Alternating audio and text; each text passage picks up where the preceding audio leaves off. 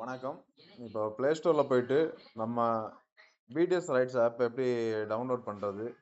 அத எப்படி யூஸ் பண்றது? அப்படிங்கிறத வந்துட்டு நம்ம பார்ப்போம். பிடிஎஸ் ரைட்ஸ் அப்படின்னு நம்ம போட்டோம் அப்படின்னு சொன்னா, நம்ம ப்ளே ஸ்டோர்ல அப்படியே வந்துரும் பிடிஎஸ் ரைட்ஸ். திரும்ப அத இன்ஸ்டால் பண்ணுங்க. இன்ஸ்டால் பண்றதுக்கு 1 மினிட் அதிகபட்சம் மட்டும் 1 நிமிஷத்துல அது டவுன்லோட் ஆயிரும். ஓகேவா?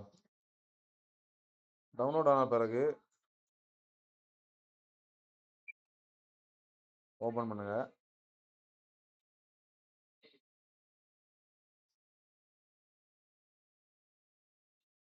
இப்போ பார்த்தீங்கன்னா, ஃபர்ஸ்ட்டா நீங்க இந்த ஆப்ப டவுன்லோட் யூஸ் பண்றீங்க அப்படின்னா, சைன் அப் குடுங்க. நான் ஆல்ரெடி சைன் அப் பண்ணி இருக்கிறனால என்னோட ஃபோன் நம்பர் குடுக்குறேன். ஓகேவா?